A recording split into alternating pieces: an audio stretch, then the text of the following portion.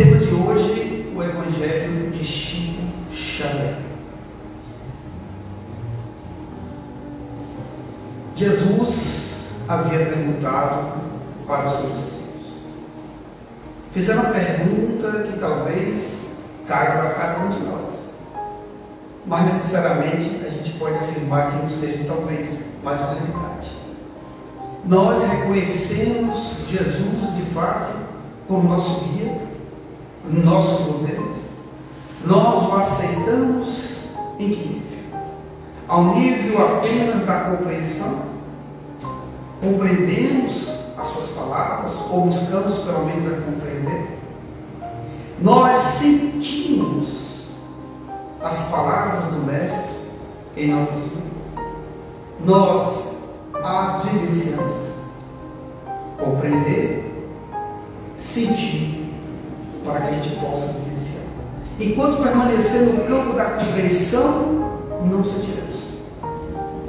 Teremos apenas informação sobre aquilo que Jesus nos legou, seja através do seu exemplo, das suas palavras, dos seus aconselhamentos, enfim. Mas sentir o Mestre é um passo adiante e vivenciar aquilo que o Mestre propôs, porque o mundo depois de Jesus, com toda certeza, é um novo mundo, é um mundo de amor. Mas Jesus fizeram essa pergunta a seus apóstolos naquela época, e cabe a nós também nos questionarmos, como se estivéssemos a ouvir Jesus nos perguntarmos: quem dizem os homens ser o Filho de Deus? Quem dizem os homens? Quem diz você? Quem diz eu? Eu reconheço, eu aceito, eu compreendo, eu vivencio. Em meio a 12 apóstolos, ao Jesus questionar isso, eles disseram: uns dizem que tu és João Batista, outros que tu eras Elias.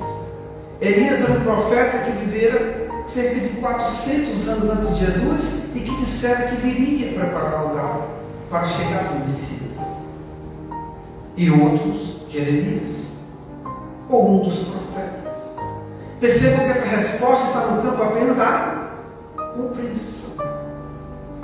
Parece que quem responde assim naquele momento para Jesus, quase todos os apóstolos, exceto um, estão naquele momento compreendendo a Jesus do ponto de vista racional, não sentindo ainda como sendo realmente o enviado, o Messias. Mas Jesus questionava isso para eles, querendo saber o que os outros diziam. E eles estão a repassar o que a população. É como se também nós fôssemos perguntar sobre isso e estivesse dizendo: olha, Jesus, por sermos espírita, compreendemos que Ele nos proporcionou o Consolador prometido.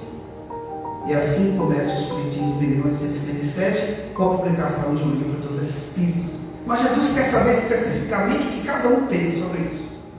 E eles nos disseram: e vós? Quem diz que eu sou?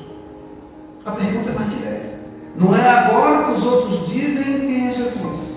É eu próprio. E apenas um entre todos, dos 12, responde: tu és o Cristo, o Filho de Deus vivo. E Jesus, imediatamente, dirigindo-se para aquele apóstolo, não é mais alguém que está falando no nível da compreensão, é alguém de fato que sente, portanto está pronto para beneficiar.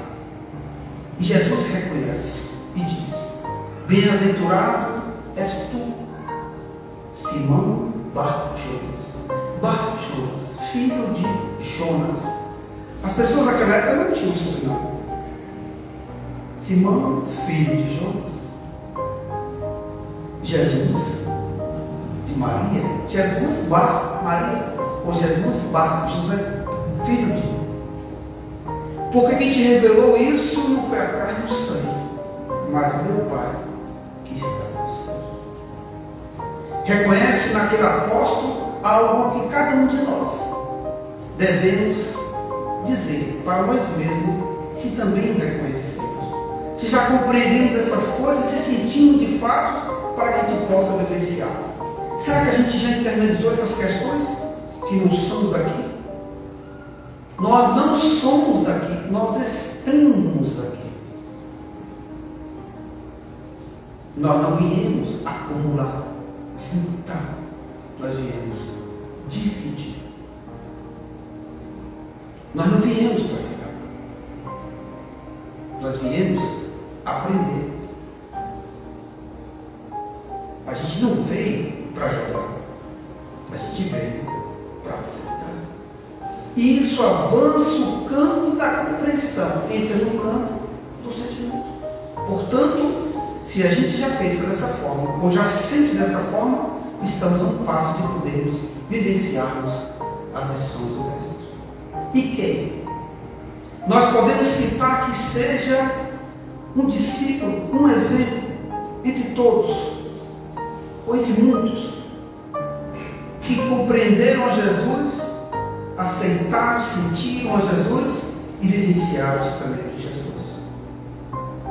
Mesmo dentro das famílias, nós vemos exemplos de pessoas que assim se comportam.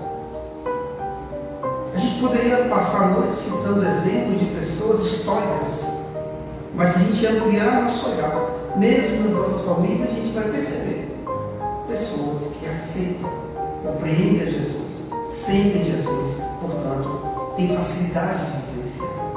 Irmã Dulce, por exemplo, sentia tanto o Mestre, vivenciava tanto o Mestre, que ela desce a rua do Pelourinho, em Salvador, com aquela voz mansa, meiga, gestos humildes, de quais a voz não saía também pela dificuldade que ela tinha na saúde.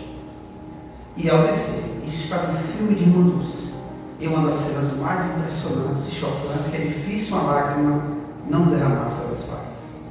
Quando ela estende a mão direita e pede uma esmola pelo amor de Deus. Alguém cospe na mão. E ela retira a mão direita e diz: isso você tem para mim. É como se ela dissesse: talvez eu esteja importunando ou pedir esmola para os outros, ou achar que estou sendo uma pessoa falsa, que estou forçando uma humildade. Ela não diz nada disso, nem no semblante. A simplicidade é tanta que ela estende a mão, uma esmola pelo amor de Deus, cospe-lhe a mão, ela retira a mão direita, estende a esquerda e diz: isso você tinha para me dar, e para os pobres, o que você tem? Não é para ela. Não é alguém que compreende a Jesus, é alguém que sente Jesus. Portanto, ela vivencia. Por isso que o trabalho desta noite, o Evangelho de Chico Xavier, a gente vem resgatar também, por mais uma vez, para que permaneça nas nossas memórias, nos nossos corações, um exemplo de alguém que de fato compreendeu Jesus, sentiu Jesus e vivenciou Jesus. Para quem não sabe, na hora que você encarna, a televisão estava filmando o apartamento onde, em questão de instantes, ele estava desencarnando. E até se prova o contrário, até hoje não foram mostrado uma contra-resposta sobre essa imagem, dizendo que seria um fake. Mas está no YouTube para quem possa querer ver. Luzes entrando no apartamento, no leito onde estava Chico Xavier. Os espíritos informam que era o próprio Jesus que viera buscar. Aos 92 anos de idade. Um homem que, já novo, trabalhando no campo da mediunidade, o pai físico, pai biológico, sem compreender que aquele rapazinho entusiasmado ia para as casas espíritas trabalhar, servir e não receber nada. E certa feita, é Chico Xavier mesmo que fala sobre isso, rindo. Ele é muito bem-humorado. Ele diz para o pai: olha, meu pai, é uma missão, é um trabalho que os espíritos me incumbiram. É preciso que eu sirva, eu pai, meu filho. E é natural que o pai se preocupe. O que será do seu futuro? O que será da sua vida? Você amanhã não terá recursos, poderá passar privações. Você não cobra por essas obras. E Chico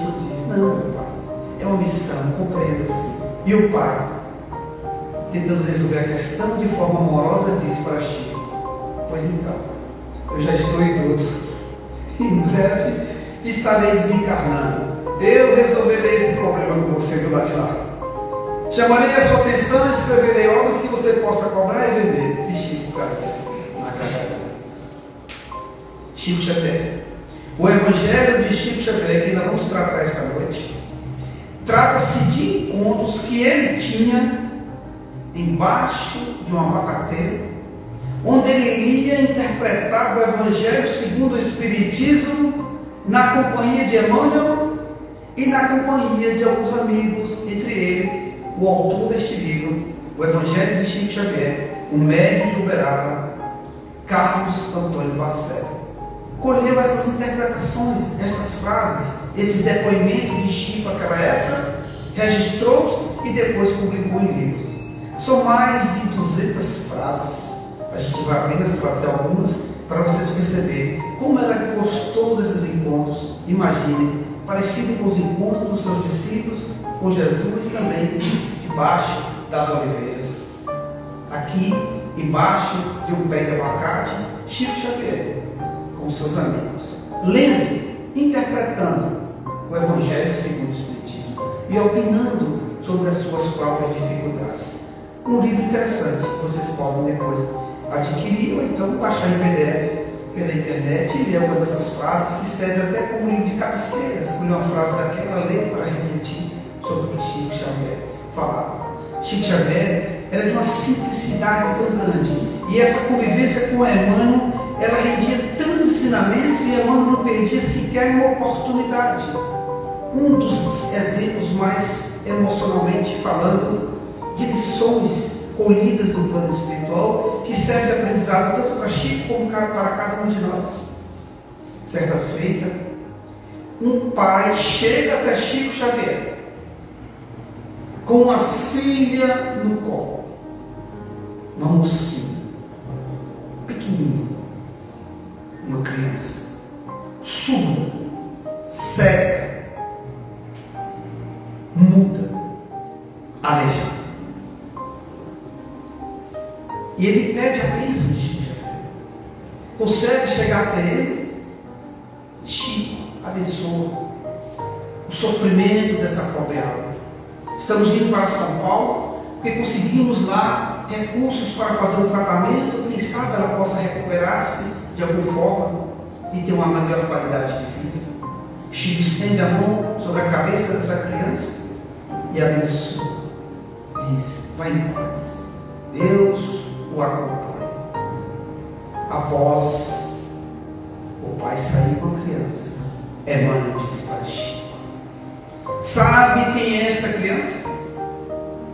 Chico não se fazia ideia, com toda certeza, como nós também não. Ele disse: este homem, em reencarnações passadas, a época dos menestréis, do romantismo exacerbado na Europa, era um sedutor.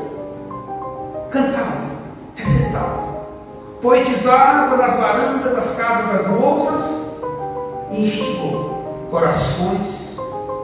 E esta menina fora apaixonada por ele como muitas outras, mas essa em especial.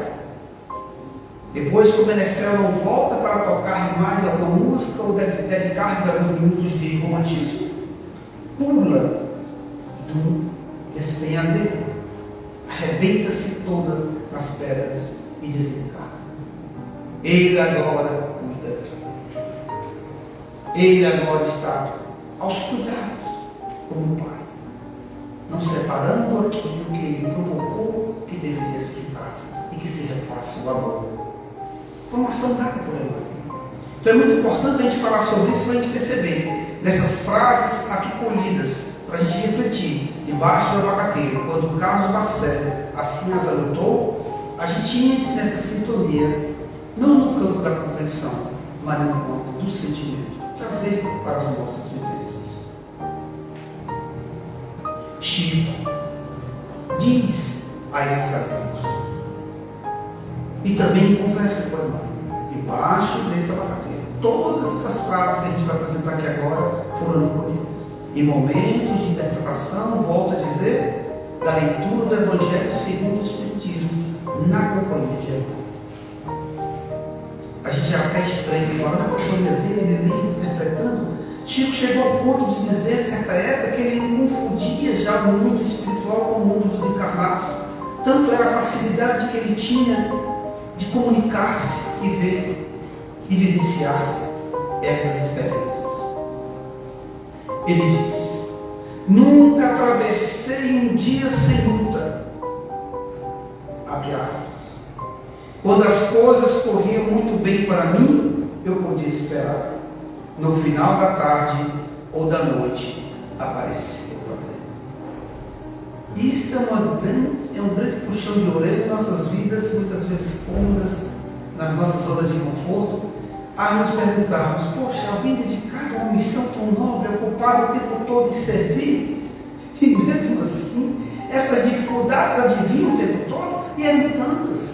Quantas acusações não foram levantadas contra Chico? Quantas dúvidas não foram instaladas na sua mente, ou tentativas de se instalar? Quantos espíritos não estavam ali à volta para que ele vacilasse, para que ele desviasse e sobrepujesse a sua vaidade e caísse em desvio? Mas Emmanuel é um espírito sério, mentor espiritual de Chico Xavier, e não perdia tempo. Vejam o que ele respondeu a Chico quando ele se lamentava, porque apesar de se vir tanto, podia esperar que mais tarde tinha um problema com o qual ele se depararia.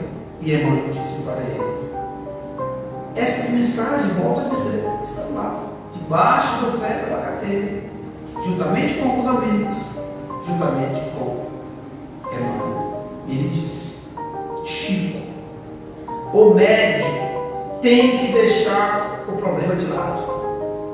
Médium que não aprenda a esquecer e seguir adiante, que não renove de dentro de si mesmo os obstáculos, compromete o trabalho. E Chico, humildemente. Daí por que a gente dizer e insistir no que falávamos no começo do nosso trabalho? Era alguém apenas que compreendia? Ele sentia aquelas palavras dentro de si. Por isso que facilitou a sua vivência. Não era somente palavras em vão que ele ouvira de Emmanuel. Ele a sentia, de tal modo que olha a resposta dada por ele e está lá, nesse dito livro, o Evangelho de Chico Xavier, de Carlos Lacerda. Ele admite: então, aprendi. Eu sofria calado, não dando mais que 2 ou 3 minutos de atenção ao aborrecimento. Se a gente permite que o aborrecimento tome conta da nossa mente, a gente começa a perder a razão. No seminário de domingo, a gente especificamente vai tratar desse tema do ponto de vista da neurociência, e vocês vão ficar sabendo por que nosso cérebro sequestra emocionalmente a nossa razão. E ele não passava mais do que 2 ou 3 minutos. Oração. Tudo que vem do alto tem que passar pelo córtex pré-frontal, portanto, por esse lado esquerdo da nossa mente, para que entre em nós. Para que as nossas emoções não sequestrem as nossas razões. Quem mais sofre no mundo é quem tem mais tempo para si mesmo. Quando o sofrimento alheio nos incomoda, o nosso não nos incomoda tanto. 1 ou 2 ou 3 minutos pensando na próxima dor, na própria dor. Logo em seguida, fazendo o quê? Cuidando dos outros. Então não tinha tempo para sofrer pensando nas próprias dores. Ocupava-se com as dores do outro. E ele diz, mais adiante: eu tinha que ir para o esgozário, é do centro espírita que ele frequentava a época, escutar o povo, escutando aquela fila. Acabava me convencendo de que o que eu sofria não era nada. A gente tem a mania de dramatizar o excesso, em excesso, a própria dor. E olha que curioso, Chico diz: Um dia perguntei a irmã o que aconteceria caso a mediunidade me subisse a cabeça. Olha que espírito disciplinado e sério que é. Os nossos mentores são sérios. Estamos aqui reunidos em trabalho sério. Podem ter certeza que quantos espíritos são trazidos para assistir o trabalho de nós, para ouvir o que a gente está ouvindo, para sentir o que a gente está sentindo. Não são poucos. Há informes de que, em palestras, a frequência no plano espiritual é incalculável. E a gente estranha ao dizermos isso, quando também nesse exato momento, talvez centenas de pessoas estão assistindo a nós. E a gente não está vendo, mas estão em suas casas, pelo Instagram, vendo-nos e ouvindo-nos.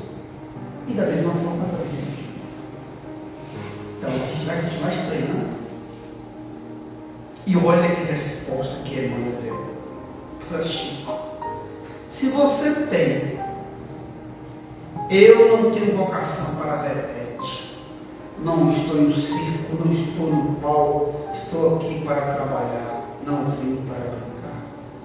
Você ficará com os outros espíritos habituados ao palco. Procurarei outro médium ou tratarei de me encarnar. Se tu não faz a obra, por que tu que dizer fazer que tu tem que fazer, eu mesmo faço. Mas se a gente também tem firmeza em nossos propósitos, não é o mesmo que dizer para alguém que está na nossa companhia, eu não quero, eu não vou, não quero fazer parte, mas permita que eu vá. Mas você vai deixar que o outro, e você vai justificar que foi por causa do outro que você não veio assistir a palestra ou participar de um trabalho, seja lá o que for. Quantas vezes não acontece isso? Colocamos a culpa nos outros, ou a culpa é toda nossa. E Emmanuel, carinhosamente, sinceramente, não consigo entender os companheiros de mediunidade que anseiam por qualquer tipo de promoção pessoal. Todos eles me merecem o maior respeito, mas eu não vejo na condição de médium qualquer predicado que nos diferencie. Não somos melhores do que ninguém por estarmos no púlpito a falar. Este não é o objetivo do Espiritismo. Todos nós aqui somos aprendizes. Colhemos informações, buscamos sentir essas informações para que a gente possa vivenciá-las. Estamos no mesmo patamar, no mesmo caminho. E Chico diz, reconhecendo as suas grandes dificuldades, para que nos salve. Passei fome, passei frio. Pedro Leopoldo sempre fez muito frio, ventava muito. E quantos aqui, próximos de nós, também não está a passar frio e fome, próximo mesmo das nossas casas? A nossa casa não era forrada. Às vezes a gente não tinha nem o que comer. Era uma panela ou duas no fogão para uma família numerosa. Muitos irmãos. Mas ninguém em casa morreu por causa das privações que passávamos. Graças a Deus, continua Chico, não me lembro de ter revidado a menor ofensa das inúmeras que sofri. Basta pesquisar um pouco sobre a vida de Chico e você vai ver quantos ataques pela própria imprensa. Agora, está sendo movida uma campanha de investigação, e nesse sentido a investigação deve ser feita realmente sobre aquela médium lá de Brasília, Raíssa, que está a psicografar em reunião em uma casa espírita em que ela trabalha, inúmeras cartas com detalhes das pessoas e consolando. Até o momento não se descobriu se ela está tendo algum benefício com essas cartas, mas as pessoas têm um carinho enorme por ela, porque o que ela diz naquelas cartas, o aconselhamento que ela está trazendo através da psicografia, tem consolado muitas famílias. Mas não impede que os órgãos legítimos, legais, investiguem se de fato ela está obtendo aquilo de outra forma e está se levantando essas investigações a respeito do trabalho dela. Apenas um paralelo para a gente perceber o quanto que Chico também foi investigado, pesquisado. A família de Humberto de Campos entrar com processo na justiça contra o Chico Xavier, por ele estar escrevendo, psicografando e utilizando o nome de um escritor famoso.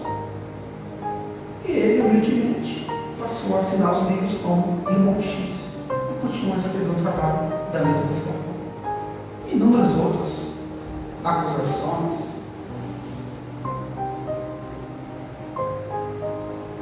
Graças a Deus, não me lembro de ter revidado a menor ofensa das inúmeras que sofri, certamente objetivando todas elas o meu aprendizado. Quando nos criticam e a gente para pensar o que estamos fazendo da nossa vida, com certeza quem está aprendendo com isso somos nós. Quantas vezes em nossas orações a gente diz: Senhor, dá-me paciência, Senhor, dá-me tolerância. Mas era bom que o irmão também aparecesse para nós naquele momento, como ele costumava conversar com o Chico e dizer diretamente para você que está fazendo essa oração: mas não está na sua casa uma esposa intolerante, difícil, para que tu aprenda a ser tolerante? A oportunidade de você aprender a ser tolerante está aí, foi dada, suas preces foram atendidas. E não me recordo de que tenha conscientemente magoado a quem quer que fosse. Já disseram de tudo a meu respeito. Me acusaram de que sempre quiseram, inclusive levantando dúvidas sobre o meu comportamento. Emmanuel nunca me questionou a respeito de nada. Quando ele aparecia, eu devia estar pronto para o trabalho. Certa vez, estando muito triste, expus a ele o de que estava sendo vítima, relacionando as acusações que vinha sofrendo. Chico, certa vez, como qualquer um de nós, também estava em estado de tristeza. É normal. Imagine uma vida solitária, entre aspas, mesmo servindo a tantas pessoas, acompanhado de tantos espíritos, mas aqueles momentos em que você também precisa repensar a sua própria existência. E ele fala que certa vez, em um desses momentos difíceis, ele convocara Emmanuel para que socorresse e enviasse um pedido a Maria, mãe de Jesus. Peça a ela que ela diga alguma coisa para você e você traga para mim. E Emmanuel, tá bom, assim falei. Instantes depois, Emmanuel reaparece e diz: Chico, pronto, já temos a mensagem. Pegue o papel, pegue a caneta e anote. Imagine, cada um de nós aqui recebendo essa mensagem, o Espírito nos aparecer e dizer: Dani, sente aí, você está triste, né? Maria, mãe de Jesus, nossa. Mas Chico naquela hora transformou-se completamente da tristeza para um êxtase de alegria. Maria, a consideração de Maria por ele. Chico era tão simples ao ponto de dizer que ele ainda não é igual um verme. O irmão anda chamar a atenção dele, respeita o verme que ele cumpre o seu papel. E o ser humano muitas vezes não cumpre. Olha que alegria. E ele diz: anote. E ele pega o lápis, o papel, e ouve Emmanuel dizer: tudo passa. E Chico escreve: tudo passa. Esfuziante, alegre, e aguarda ansiosamente o próximo parágrafo. E Emmanuel repete: tudo passa. Quando Emmanuel fala pela terceira vez, Chico, apenas isso, ele não precisa dizer mais. Olha quando Chico se fala sobre essa questão do sofrimento, das calúnias, de processos, de acusações que eles sofreram, inclusive pela imprensa. Emmanuel simplesmente diz para ele: você está aborrecido com pouca coisa. Será que se a gente ouvisse de um amigo, depois que ele desabafar que nós estamos passando um processo tão difícil no movimento espírita, onde pessoas estão duvidando da nossa capacidade, ou da nossa mediunidade, ou das nossas atividades, acusando nosso comportamento, e você confessasse para aquele amigo gentil, que você confia, que você acredita que ele possa te dar uma mensagem, e dizer: Marcos, Você está se aborrecendo por pouca coisa. Evidentemente, se nós não sentirmos o Evangelho do Cristo, a gente vai se indignar com a pessoa que está apenas no campo da compreensão. O Chico não. Ele ouvia, ele sentia, por isso que ele vivenciava. Você está aborrecido por pouca coisa. Os cristãos eram presos e mortos, submetidos às mais terríveis torturas nos calabouços. Olha a dificuldade de nós, mesmo tendo carro, mesmo tendo a condição social melhor, de deslocarmos do conforto das nossas casas para participar de uma reunião na casa espírita. Enquanto que, quantos irmãos agora, em bairros periféricos, mesmo debaixo de chuva e na noite alta, cruzam a cidade com seus filhos, vestidinhos e com a Bíblia debaixo do braço, de outras denominações religiosas, e não medem esforços de irem participar dos seus trabalhos. É diferente. Se você não ficar um pouco mais surdo ao que estão dizendo de você, não será possível continuar.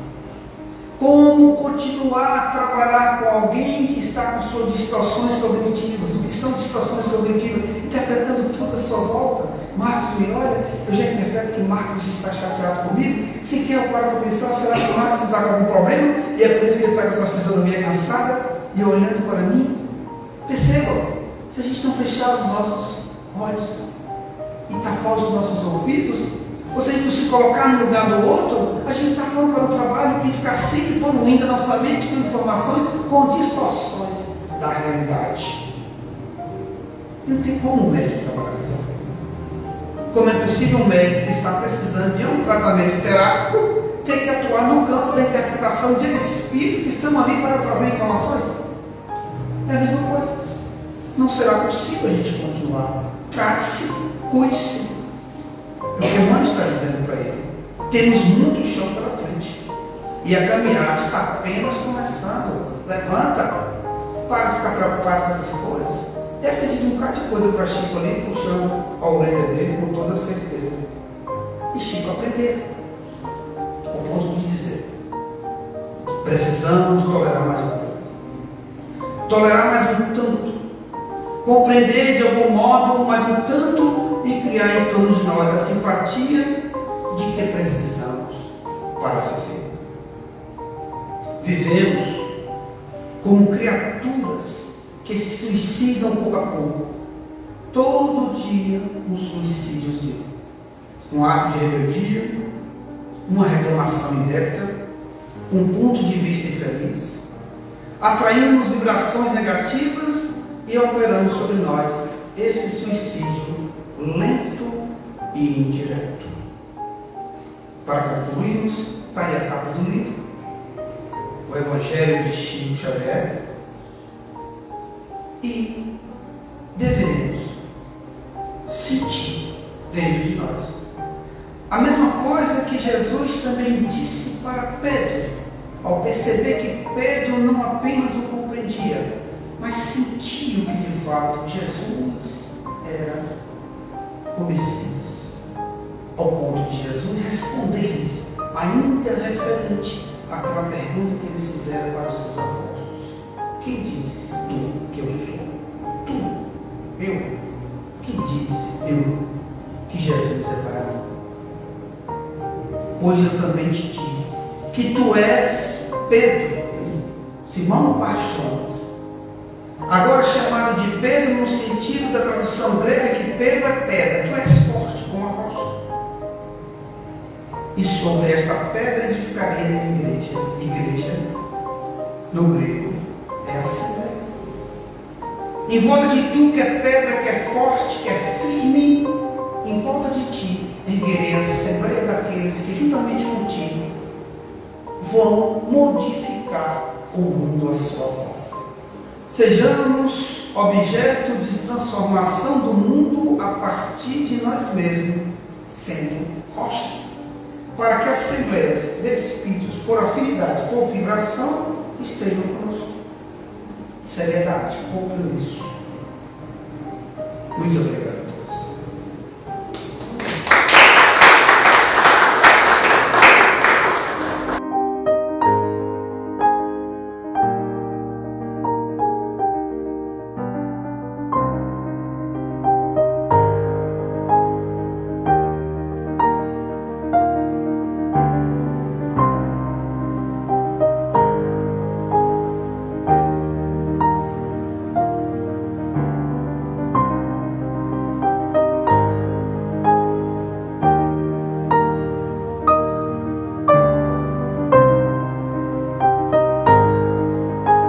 Oi, queridos e queridas. Sejam todos bem-vindos à TV Espírita Nosso Lar. Se gostou da nossa programação, compartilhe nas suas redes sociais. Olha, aproveite e inscreva-se em nosso canal no YouTube.